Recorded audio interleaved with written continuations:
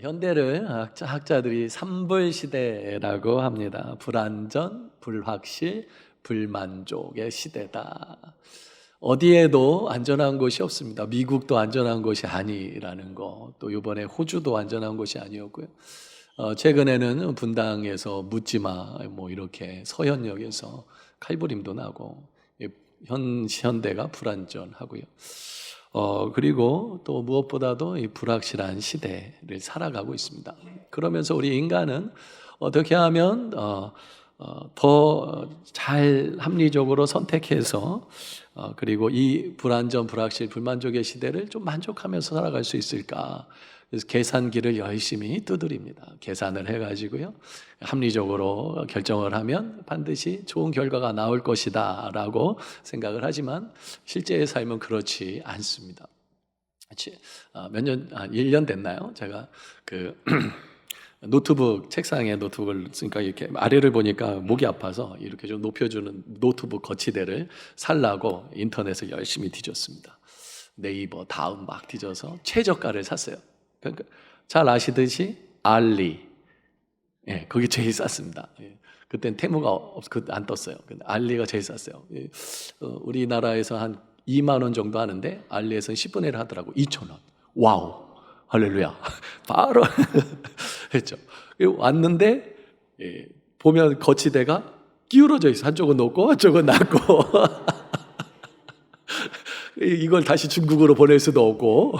그래서 그냥 놔뒀는데요. 그렇게 정확하게 막 비교하고 따지고 계산했는데 결국에 그 선택이 옳은 게 아니라는 것을 경험합니다.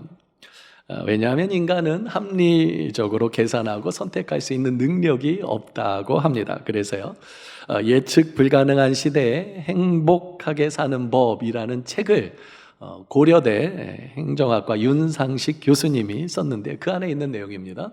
인생은 합리적 의사결정이 아니라 후회할 수밖에 없는 결단의 연속이다. 인생은 후회할 수밖에 없는 결단의 연속이다. 오늘 야곱이 그랬습니다. 합리적으로 의사결정을 한 것 같아요. 엄마와 함께 의견을 모아가지고요, 형이 받기로 한 아버지 야곱의 축복 기도를 가로챘습니다. 합리적 의사결정을 했는데 뭐예요? 후회할 수밖에 없는 결단을 한 것이었습니다. 형 에서가요, 야곱을 쳐다보는데 마치 사냥꾼이 사냥당하는 짐승이나 동물을 쳐다보듯이 죽이려고 하는 눈빛으로 쳐다봤습니다. 무서워서 형의 눈을 쳐다볼 수가 없었습니다. 지금 아버지가 살아 계시니까 내가 저놈을 남겨놨지, 아버지만 돌아가시면 내가 내 동생이지만 내 기도를, 축복 기도를 가로챈 야곱을 죽여버리겠다. 이것이 에서의 마음이었습니다. 창세기 27장 41절 또 보면요, 그의 아버지가 야곱에게 축복한 그 축복으로 말미암아 에서가 야곱을 미워하여 심중에 이르기를 아버지를 곡할 때가 가까웠은즉 내가 내 아우를 죽이리라. 아버지만 죽으면 내가 죽여버린다는 거죠. 그 말을 리브가가 들었습니다. 42절 맏아들 에서의 이 말이 리브가에게 들리매, 리브가가 이제 큰일 난 거죠. 그래서 야곱을 피난 보냅니다. 어디로 피난 보내요? 43절 하란, 오라버니 오빠 라반의 집으로 야곱을 피난 보냅니다. 합리적인 의사결정인 것 같습니다. 그러면서 44절에 내 형의 노가 풀리기까지 시간을 얼마 정도 예상했어요? 몇 날 동안만 갔다 와라 였습니다. 리브가는 몇 날이 지나면 다시 야곱이 돌아올 줄로 알았습니다. 그래서 멀리 하란에 있는 오라버니 라반에게로 보냈습니다. 45절에도 내 형의 분노가 풀려 내가 자기에게 행한 것을 잊어버리거든. 에서는 들 사람이니까 금방 잊어버릴 거야. 그러니까 몇 날만 갔다 와. 내가 곧이라고 나와 있죠. 곧 사람을 보내요. 거기서 불러오리라 해서 그날 야곱을 하란으로 보냈습니다. 근데 그때 본 야곱의 얼굴이 리브가 인생의 마지막으로 본 야곱의 얼굴이 되었습니다. 몇 날이 아니라 몇 년 걸렸죠? 지난주에 설교 들으셨죠? 20년. 몇 날이 아니라 20년 만에 야곱은 돌아왔고요. 야곱이 돌아왔을 때 엄마 리브가는 이미 낙원으로 이민 갔습니다.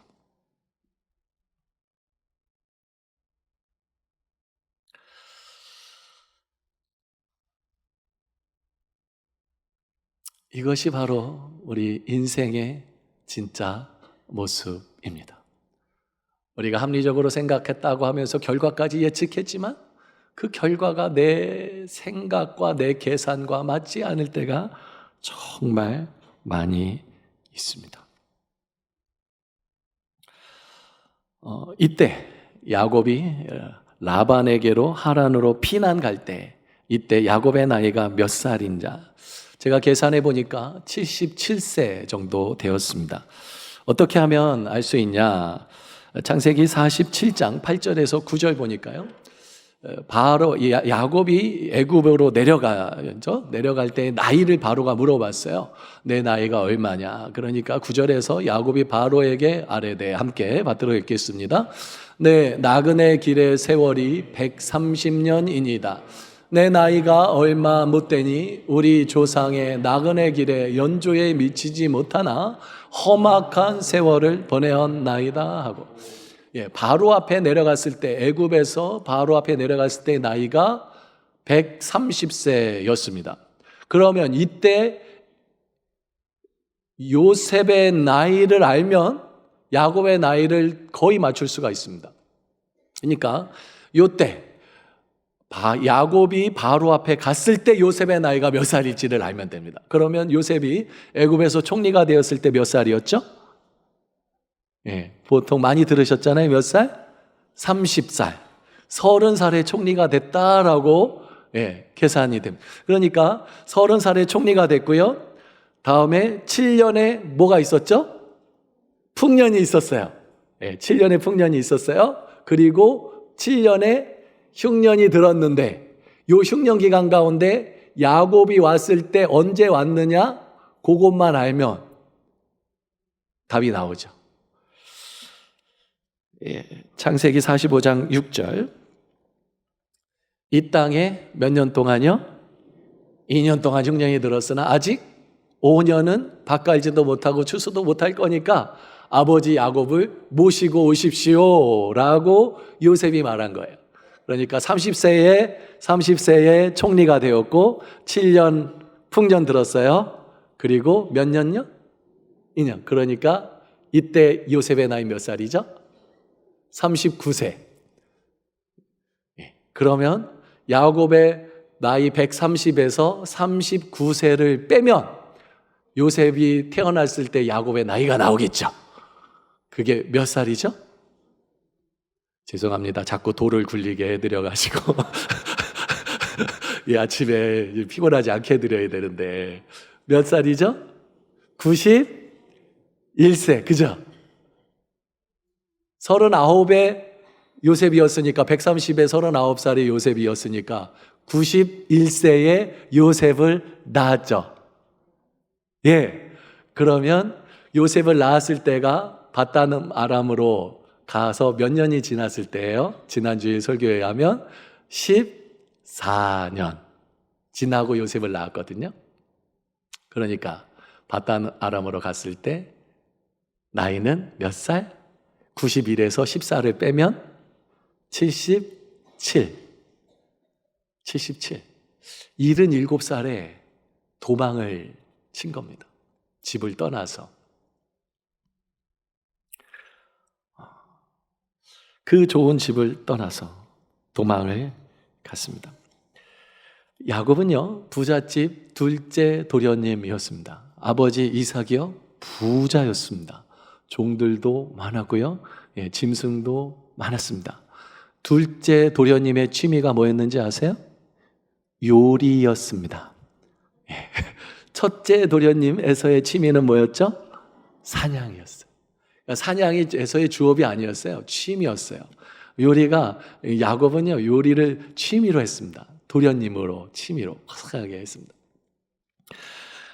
아마 제 생각에는 요셉의 침대는 훨씬 더 에서보다 좋았을 것 같아요. 왜냐하면 리므가가 요셉을 더 요셉? 야곱 야곱을 더 사랑했으니까 베개도 좀 더 좋은 것을 놔줬을 것 같고, 이불과 뭐 이런 것도 좀 좋은 거를 줬을 것 같아요. 야곱은 이 77년 동안 엄마의 사랑을 받으면서 부잣집 둘째 도련님으로 살았습니다. 좋은 침대에서 잤습니다.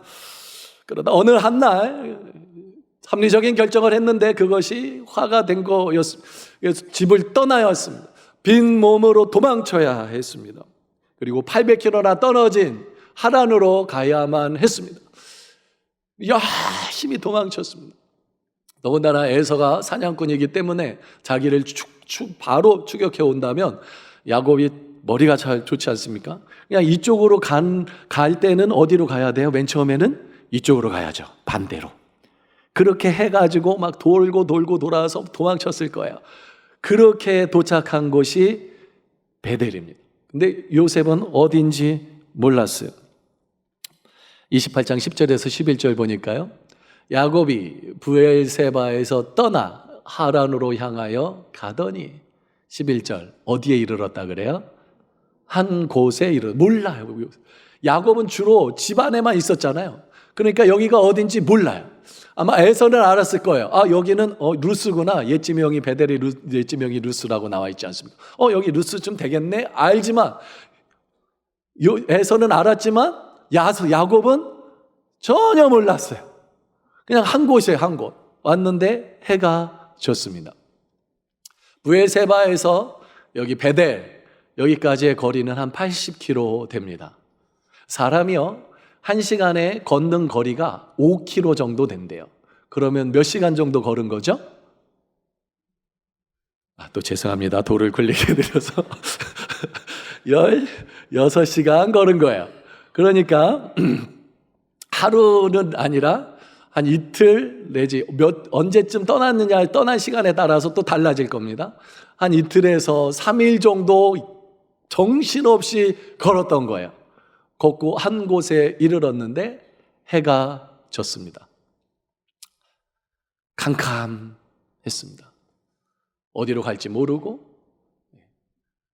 그냥 거기에서 더 이상 갈 수도 없으니까, 갈 방향도 모르니까 그냥 거기에서 돌을 베고 겉옷을 덮고 잠을 청했습니다. 캄캄한 밤이 꼭 자기의 처지와 똑같았습니다. 다시 피곤하니까 너무 3일 걸어서 안 하던 일을 했으니까 얼마나 피곤하겠어요. 그렇다고 다시 브엘세바로 돌아갈 수도 없습니다. 형에서가 있으니까. 이제 800km에서 80km 10분의 1 왔는데 앞으로 또 700km를 더 가야 되는데 더 나아가자니 깝깝한 겁니다. 이러지도 못하고 저러지도 못한 밤, 이리 뒤척 저리 뒤척 거리는 그 밤이 베델에서의 밤입니다. 이때 생각나는 동요가 있습니다. 현재명 선생님의 고향 생각. 해는 져서 어두운데 찾아오는 사람 없어. 밝은 달만 쳐다보니 외롭기 한이 없네. 내 동무 어디 두고 이 홀로 앉아서 이 일 저 일 생각하니 눈물만 흐르네. 한숨을 쉬면서 이리 뒤척 저리 뒤척이다가 잠이 스르르 들었습니다. 아마 피곤해서였을 것 같습니다. 잠이 싹 들어서 잠을 자는데 꿈을 꿨습니다. 희한한 꿈을 꿨습니다. 28장 12절 13절 꿈에 본즉 뭐가요? 사닥다리가 땅 위에 서 있는데 그 꼭대기가 어디예요? 하늘에 닿았어요. 또 본즉 하나님의 사자들이 그곳에서 오르락 내리락 하고, 또 본즉 여호와께서 그 위에 서서 이르시되, 함께 받들어 읽겠습니다. 나는 여호와니 너의 조부 아브라함의 하나님이요 이삭의 하나님이라. 내가 누워있는 땅을 너와 내 자손에게 주리니. 여기서 봤다라는 말을 3번 합니다. 꿈에 본즉 또 본즉 또 본즉. 그러니까 이 꿈은, 우리 그러잖아요. 보통 꿈 꾸고 나면 아침에 일어나 어제 꿈 꿨는데 무슨 꿈인지 생각 안 나. 그 꿈이 아니라 3번이나 봤을 정도로 사다리를 받고, 꼭대기가 하늘에 닿은 사다리를 받고, 그 사다리에 천사들이, 하나님의 사자들이 오르락내리락 하는 것을 받고, 하나님이 그 위에서 나에게 말씀하시는 것을 보고 들었다. 그러니까 선명하고 또렷한, 꿈에서 깨어나서도 그 꿈이 너무나도 또렷하고 선명한 꿈이었다는 거죠.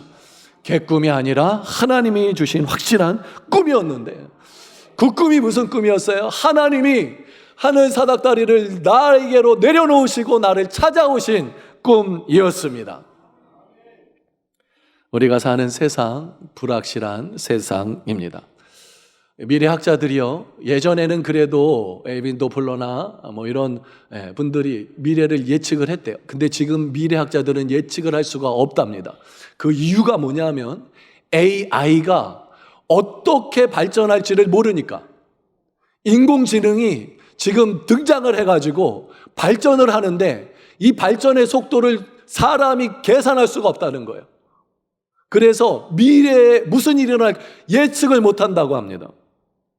아무도 미래를 예측할 수 없는 불안의 시대를 살아가는 우리에게도 캄캄한 밤에 야곱을 찾아가신 하나님이 지금 이 예배의 시간에 우리를 찾아오고 계십니다.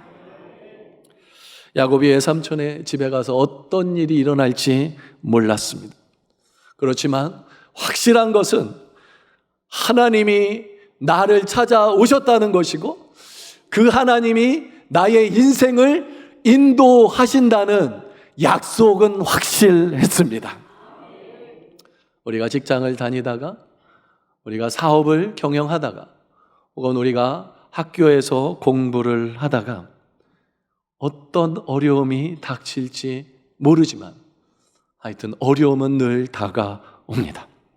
그때마다 하나님은 야곱을 찾아가셨던 것처럼 우리를 찾아오셔가지고 오늘 이 예배의 자리까지 인도해 주셨습니다.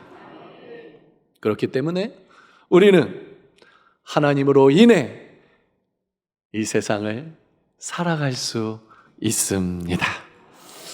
그날 밤 야곱은 막막했습니다.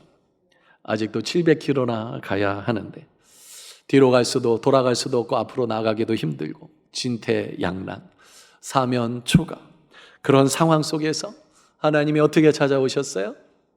하늘로부터 사닥다리를 내려주시고 찾아오셨습니다. 뒤로 갈 수도 없고 앞으로 나갈 수도 없고 사방이 막힌 것 같고 이렇게도 못하고 저렇게도 못하는데 하나님이 말씀하시죠. 나를 향한 길은 열려 있어. 이 사닥다리를 타고 너는 나에게 기도할 수 있어. 너는 나를 만날 수 있어. 내가 너를 찾아왔잖아. 사방이 다 막혔고 모든 관계가 끊어졌습니다. 친구들도 동네 사람들도 다 단절됐습니다. 홀로 남았습니다. 아버지도 엄마도 지금 내 곁에 없습니다. 그렇게 도련님 하던 수많은 하인들도 지금 내 곁에 없습니다. 그리고 어렸을 때부터 같이 자랐던, 소꿉놀이 하면서 자랐던 친구들도 지금 내 곁에 없습니다. 모든 관계가 다 끊어진, 그래서 혼자 남은 그때 하나님이 찾아오셨습니다. 그리고 말씀하십니다. 야곱아, 세상 관계, 인간관계 다 끊어져도 나와 너의 관계는 끊어질 수 없어. 사닥다리를 내려보내시고 말씀하십니다. 장수시대가 되니까요, 이런 일들이 있다고 합니다. 직장을 퇴직하기 전에는 전화만 하면 제깍제깍 받던 거래처 사람이든지 혹은 부하 이렇게 부하든지 직장 동료든지 뭐다. 전화하면 형님 웬일이십니까? 야 바쁜가? 아따 형님 바빠도 형님 전화는 받아야지라. 그렇죠. 근데 직장하고 이제 퇴직하잖아요. 그러면 전화하면 받습니다. 형님 바쁜가? 예, 아주 바쁩니다. 다시 전화 주세요. 하고 끊는다는 거죠. 그리고 계속 전화하면 안 받는답니다. 그래도 또 전화하면 딴 사람 시켜 받으라고 한 다음에 들리도록 말하죠. 야, 나 없다 그래라. 이게 세상 인심입니다. 최근 눈물의 여왕 드라마 보셨나요? 네, 보셨나요? 줄 떨어진 회장 일가 보셨죠? 주치의도 전화를 안 받는다 그러더라고요. 이것이 인간관계입니다. 내 평생에 내 편이 되어줄 사람 있다라고 자신 있게 말할 수 있는 삶 산다면 정말 복된 삶이겠죠. 근데 거의 없습니다. 내 평생에 나와 내 옆에서 함께 해주는 분은 딱 한 분, 제 아내. 우리 자녀들도 다 집을 떠나죠. 저를 떠납니다. 그러나 제 아내는 옆에 있을 겁니다. 근데 그것도 어떻게 될지 모릅니다. 제가 먼저 갈지, 제 아내가 먼저 갈지 모릅니다. 사람은 결국엔 혼자 남죠. 그 홀로 된 야곱을 찾아가신 그 하나님께서 오늘을 살아가는 우리에게도 동일하게 이 성경 말씀을 통해 말씀하십니다. 사람들 다 너를 떠나도 나는 너와 함께 있어.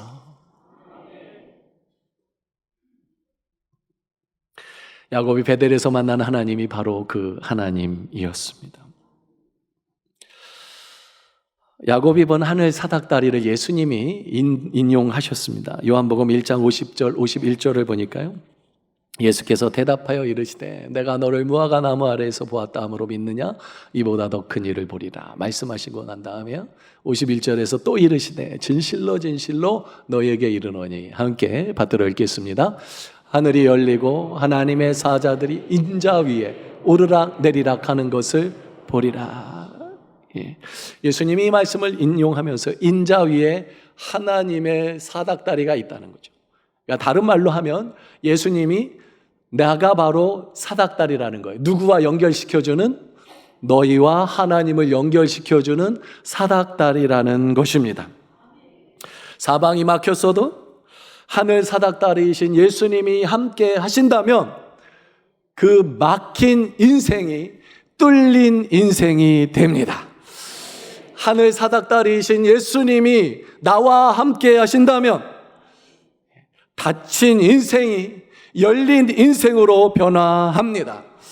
적자에서 흑자로, 마이너스에서 플러스로, 퇴보에서 진보로, 후진에서 전진으로 바뀌게 하시는 분이 나를 찾아오시는 분. 내가 혼자 있을 때 나를 찾아오시는 그 하나님으로 인해서 가능합니다. 내 남편의 직장이 여기서 끝나는가? 내 남편의 사업이 여기서 끝나는가? 우리 자녀의 진로가 여기서 막히게 되는가? 그런 생각이 들 때가 있을 겁니다. 그러나 걱정하지 마십시오. 하늘 사닥다리이신 예수님이 함께하고 있는 한 막히지 않습니다. 사방은 막혀 있을지라도 하나님을 향한 열린 하늘은 열려 있습니다. 내가 암담한 현실을 만나면 사람들은 떠나지만 하나님은 암담한 현실을 만났을 때 오히려 나를 찾아오십니다. 나와 함께 하시고 나를 인도해 주십니다. 야곱처럼 들판으로 광야로 내던져질 수 있습니다. 직장 생활하다가 한지로 발령 날 수도 있습니다. 객지로 나가야 할 때도 있을 수 있습니다. 우리 자녀들이 유학을 위해서 해외로 나갈 때도 있을 것입니다. 그렇지만 나는 야곱과 함께하지 못하지만 하나님은 그 자녀들과 함께 합니다. 이게 오늘 본문의 모습입니다. 리브가가요, 그 사랑하는 야곱과 함께할 수 없습니다. 그게 인간의 한계입니다. 근데 하나님은요, 그 집을 떠났을 때부터 도망자 야곱을 보시고 계셨습니다. 그리고 베델에서 돌베개 잘 때에 그 야곱에게 찾아가 주시고, 내가 너와 함께 한다. 내가 너를 떠나지 않는다. 내가 너를 인도한다.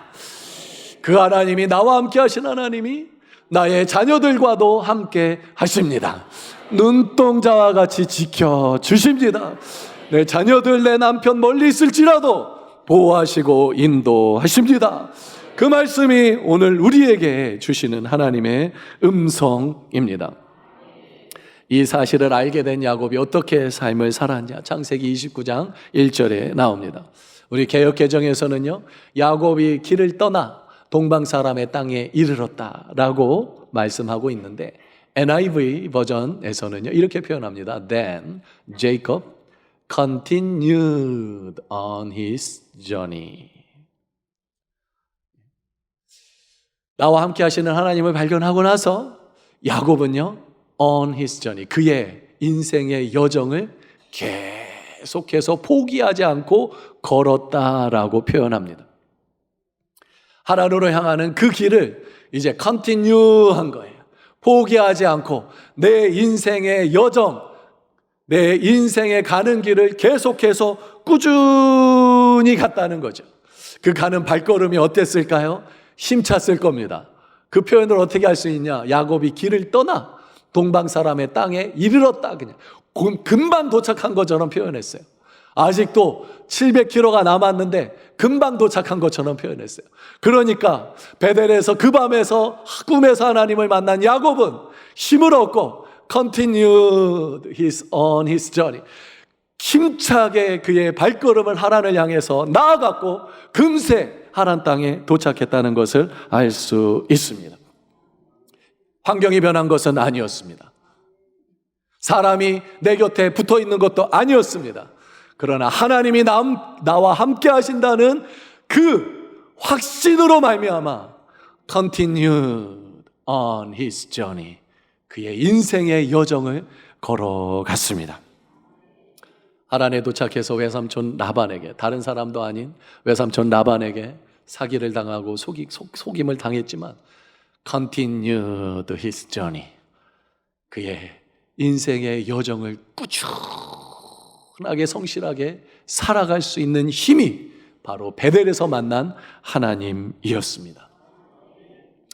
서론에서 말씀드린 예측 불가능한 시대에 행복하게 사는 법이라는 책에서 윤성식 교수님이 이렇게 결론을 맺습니다. 미래는 모른다.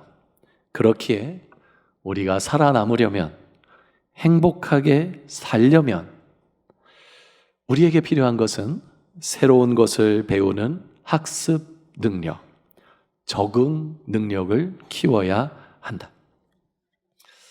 정말 학습 능력, 적응 능력만 키우면 불확실한 시대를 살아가는 우리가 행복하게 살 수 있을까요? 오늘 본문에서 하나님은 이렇게 말씀하십니다. 불확실한 시대를 살아갈 때 확신 있고 행복하게 살려면 함께하는 나를 보는 눈을 열어라. 사람들은 다 너를 버릴지라도 나는 너와 함께하고 있다. 하나님이 함께 하시면 불확실의 시대를 이겨나갈 수 있습니다.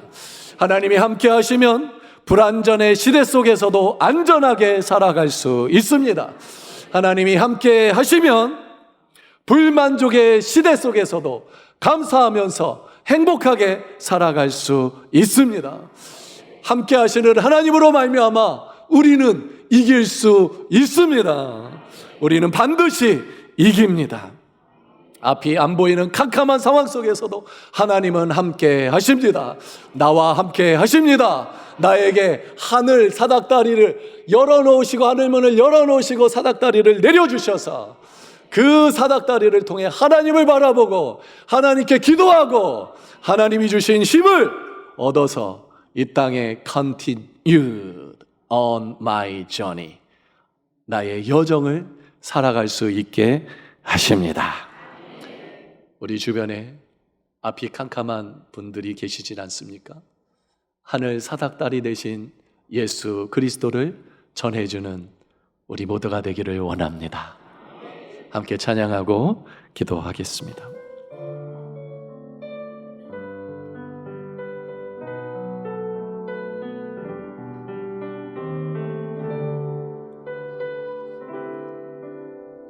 주여 지난밤 내 꿈에 배었으니 주여 지난밤 내 꿈에 배었으니 그 꿈 이루어 주옵소서. 밤과 아침의 계시로 보여주사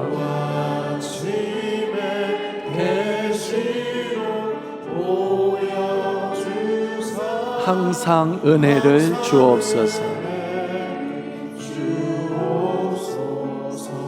나의 놀라운 꿈, 나의 놀라운 정령 남이기는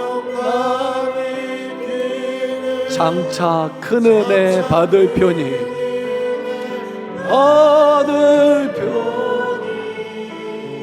나의 놀라운 꿈 정령 이루어져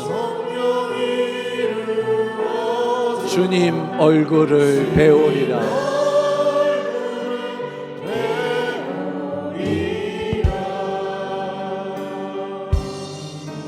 마음 괴롭고 아파서 낙심될 때 내게 소망을 주셨으며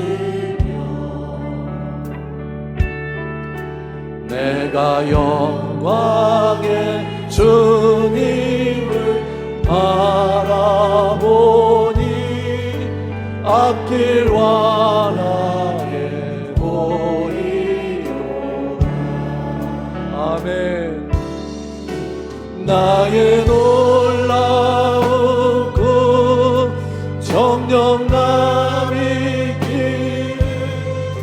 장차 그 은혜 받을 편이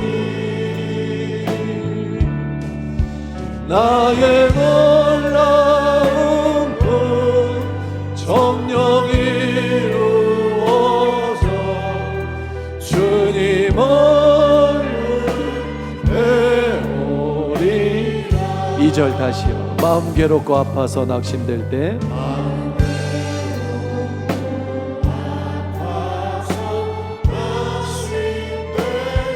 내게 소망을 주셨으며 내가 영광의 주님을 바라보니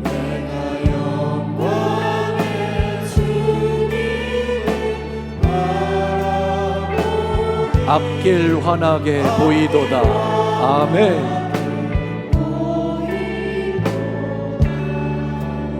나의 놀라운 꿈 정녕 나 믿기는 장차 큰 은혜 받을 편이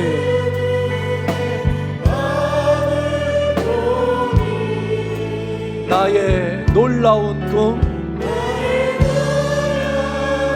정녕 이루어져 주님 얼굴을 배우리라. 아멘. 세상 풍조는 나날이 변하여도 나는 내 믿음 지키리.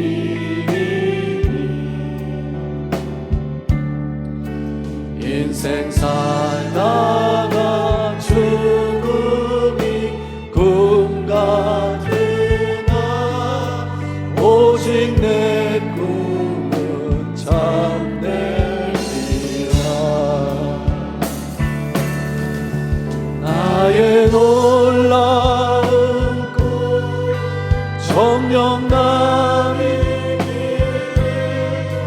장차 그는 하늘 교리 나의 놀라운 꿈 정령 이루어서 주님을 배우리라. 오늘 두 주먹을 불끈 쥐고 결단하며 기도하기 원합니다.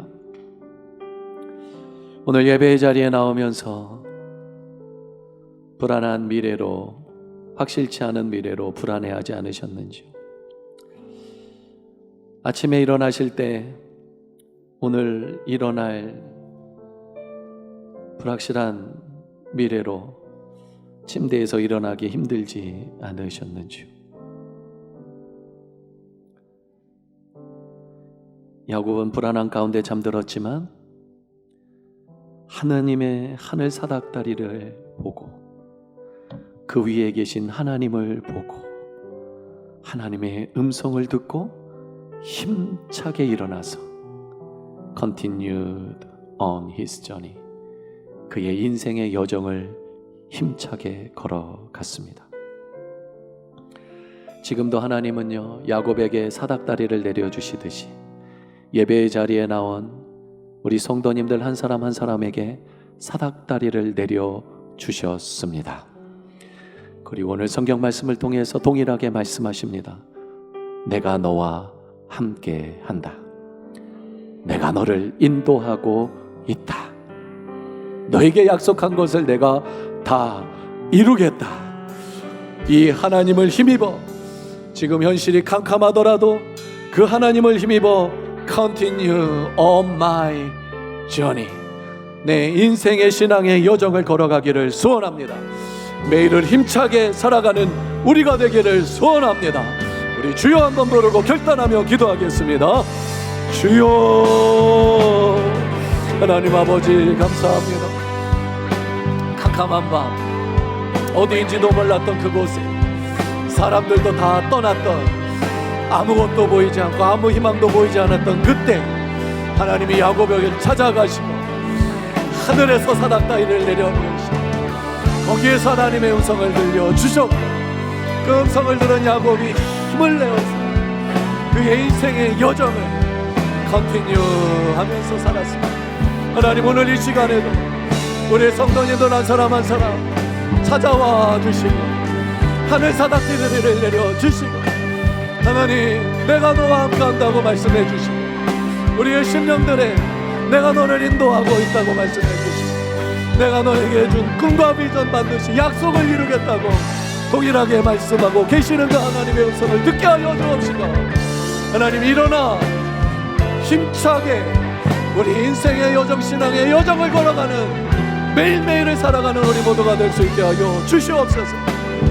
하늘 사닥다리 되신 예수 그리스도를 붙잡고 하나님을 바라보고 하나님께 기도함으로 말미암아 하나님 나아갈 수 있게 하여 주시고 나와 함께 하신 하나님이 나의 자녀와도 함께 하시고 내 부모님과도 떨어져 있는 어떤 사람과도 함께 하신다는 확신 가운데 살아가는 우리 모두가 될 수 있도록 인도하여 주시옵소서. 오 하나님 continue on my journey. 우리 각자가 우리의 신앙의 여정을 기쁘게 힘차게 걸어가게 하여